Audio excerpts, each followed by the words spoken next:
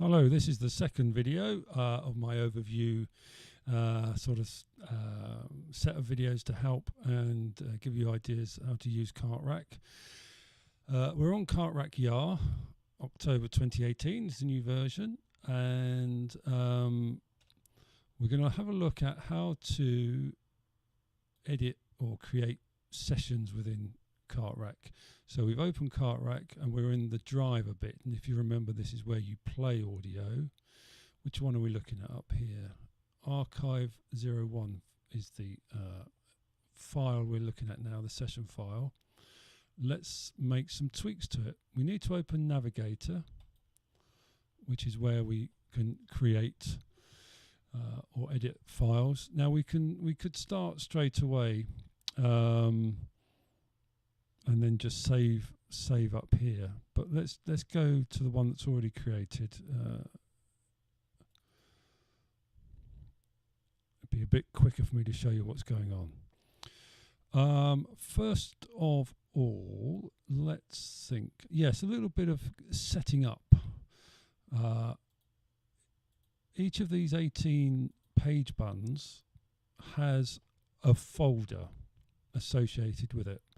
And if we look in this bit here, it shows us this path and this folder here has been assigned to this button. And in fact, I think in the case of this one, it's a huge folder. Well, it's a large folder with about 500 clips in it. So as you can see, you can have the same folder to all the buttons or many of the buttons, or you can have one folder per button. So let's try a different folder for page 2. Let's have a browse. Is it going to be quicker for me to just, oh, here we go. That was nice and easy. Let's try number 2. Right, that's good. I can show you something. Let's have another reminder here. Page 1, which is the label it has at the moment, is looking at this folder that's named number 1 up here. Page 2, I've just reassigned to have this folder number 2. Now everything has gone white and has this cross on it because it can't find these files in that folder, and that's because they're not there. Okay. But what has happened under these tabs, all the files that it's found in that folder have been listed here. And you can see there is something alphabetical going on because we've got A's, D's, G's, H's, J's, and then it runs out. So 490 files up to L. Just quickly over the tabs. If you had anything that perhaps began with track numbers, that'd be under the numerical tab. All, unsurprisingly, that has all of those files CartRack has been able to find in this folder. And then you can search for particular files as well here, and that's, pretty straightforward. What was I going to say? Something amazing. If you were to be working away in here, creating a session, editing a session, and you put some more audio in a folder, say this folder that you're actually on, all you have to do is to refresh the tracks up here is re-click that page button, and then it will have another look. I mean, obviously, if you went away and came back, it would do the same thing. So let's just prove that everything is happy now and that we're going to make some changes here. Let's say I want that track on this button. Let's get rid of that.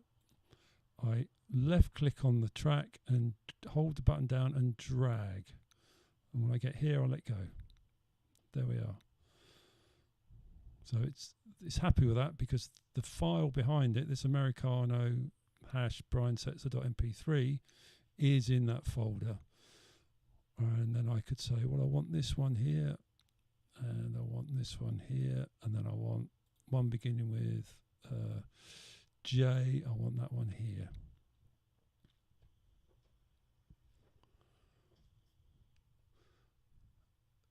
There is a quick and easy way to make this look a bit better, which I'll go into a bit more detail later on. But I can do this auto-populate, press number 2, because that's the only page I want to do this on. Click OK. And there you go. It's gone through and found, in this case, there are 49 tracks on a page. It's found the first 49 tracks and just dumped them on there. There are some more advanced ways of editing this stuff, which I'll do in another video, but here, if I wanted to do some very rudimentary sort of prettiness or highlighting particular tracks, click on these color buttons up here and just click on the tracks, and quite quickly you can make your session to suit. Finally, in the basic session editing, you probably want some names or something more useful on these page buttons.